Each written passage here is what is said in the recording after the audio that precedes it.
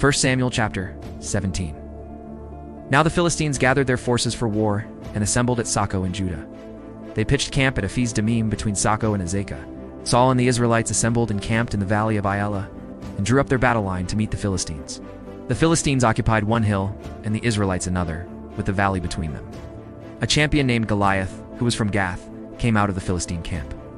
He was over 9 feet tall. He had a bronze helmet on his head and wore a coat of scale armor of bronze weighing 5,000 shekels. On his legs, he wore bronze greaves, and a bronze javelin was slung on his back. His spear shaft was like a weaver's rod, and its iron point weighed 600 shekels. His shield-bearer went ahead of him. 8 Goliath stood and shouted to the ranks of Israel, "Why do you come out and line up for battle? Am I not a Philistine, and are you not the servants of Saul? Choose a man and have him come down to me.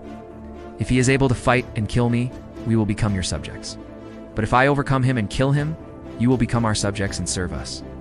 Then the Philistines said, "This day I defy the ranks of Israel. Give me a man and let us fight each other." On hearing the Philistines' words, Saul and all the Israelites were dismayed and terrified. Now David was the son of an Ephrathite named Jesse, who was from Bethlehem in Judah. Jesse had 8 sons. In Saul's time he was old and well advanced in years. Jesse's 3 oldest sons had followed Saul to the war. The firstborn was Eliab, the second, Abinadab, and the third, Shammah. David was the youngest, as the 3 oldest followed Saul. But David went back and forth from Saul to tend his father's sheep at Bethlehem. For 40 days the Philistine came forward every morning and evening and took his stand. Now Jesse said to his son David, "Take this ephah of roasted grain and these 10 loaves of bread for your brothers and hurry to their camp. Take along these 10 cheeses to the commander of their unit. See how your brothers are and bring back some assurance from them. They are with Saul and all the men of Israel in the Valley of Elah, fighting against the Philistines." Early in the morning David left the flock with a shepherd, loaded up and set out, as Jesse had directed. He reached the camp as the army was going out to its battle positions, shouting the war cry. Israel and the Philistines were drawing up their lines, facing each other.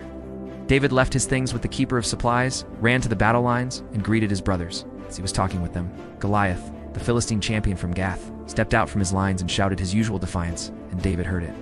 When the Israelites saw the man, they all ran from him in great fear. Now the Israelites had been saying, "Do you see how this man keeps coming out? He comes out to defy Israel. The king will give great wealth to the man who kills him. We'll also give him his daughter in marriage, and will exempt his father's family from taxes in Israel." David asked the men standing near him, "What will be done for the man who kills this Philistine and removes this disgrace from Israel? Who is this uncircumcised Philistine that he should defy the armies of the living God?" They repeated to him what they had been saying and told him, "This is what will be done for the man who kills him." When Eliab, David's oldest brother, heard him speaking with the men, he burned with anger at him and asked, "Why have you come down here? And with whom did you leave those few sheep in the desert?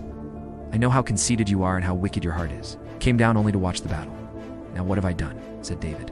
"Can't I even speak?" Then turned away to someone else and brought up the same matter, and the men answered him as before. What David said was overheard and reported to Saul, and Saul sent for him. David said to Saul, "Let no one lose heart on account of this Philistine. Your servant will go and fight him." Saul replied, "You are not able to go out against this Philistine and fight him. You are only a boy, and he has been a fighting man from his youth." But David said to Saul, "Your servant has been keeping his father's sheep. When a lion or a bear came and carried off a sheep from the flock, I went after it, struck it, and rescued the sheep from its mouth. When it turned on me, I seized it by its hair, struck it, and killed it. Your servant has killed both the lion and the bear. This uncircumcised Philistine will be like one of them, because he has defied the armies of the living God. The Lord who delivered me from the paw of the lion and the paw of the bear will deliver me from the hand of this Philistine." Saul said to David, "Go and the Lord be with you." Then Saul dressed David in his own tunic. He put a coat of armor on him and a bronze helmet on his head. David fastened on his sword over the tunic and tried walking around because he was not used to them. "I cannot go in these," he said to Saul, "because I am not used to them."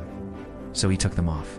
Then he took his staff in his hand, chose 5 smooth stones from the stream, put them in the pouch of his shepherd's bag, and, with his sling in his hand, approached the Philistine. Meanwhile, the Philistine, with his shield-bearer in front of him, kept coming closer to David. He looked David over and saw that he was only a boy, ruddy and handsome, and he despised him. He said to David, "Am I a dog that you come at me with sticks?" And the Philistine cursed David by his gods. "Come here," he said, "and I'll give your flesh to the birds of the air and the beasts of the field." David said to the Philistine, "You come against me with sword and spear and javelin, but I come against you in the name of the Lord Almighty, the God of the armies of Israel, whom you have defied. This day the Lord will hand you over to me, and I'll strike you down and cut off your head. Today I will give the carcasses of the Philistine army to the birds of the air and the beasts of the earth." and the whole world will know that there is a God in Israel. All those gathered here will know that it is not by sword or spear that the Lord saves. For the battle is the Lord's, and he will give all of you into our hands." As the Philistine moved closer to attack him, David ran quickly toward the battle line to meet him. Reaching into his bag and taking out a stone, he slung it and struck the Philistine on the forehead. The stone sank into his forehead, and he fell face down on the ground. So David triumphed over the Philistine with a sling and a stone. Without a sword in his hand, he struck down the Philistine and killed him. David ran and stood over him, took hold of the Philistine's sword, and drew it from the scabbard. After he killed him, he cut off his head with the sword. When the Philistines saw that their hero was dead, they turned and ran.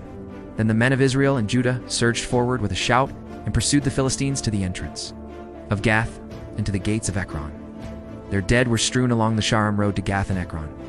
When the Israelites returned from chasing the Philistines, they plundered their camp. David took the Philistine's head and brought it to Jerusalem, and he put the Philistines' weapons in his own tent.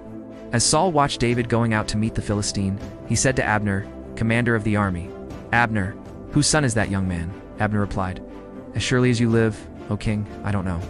The king said, "Find out whose son this young man is." As soon as David returned from killing the Philistine, Abner took him and brought him before Saul, with David still holding the Philistine's head. "Whose son are you, young man?" Saul asked him. "I am the son of your servant Jesse of Bethlehem."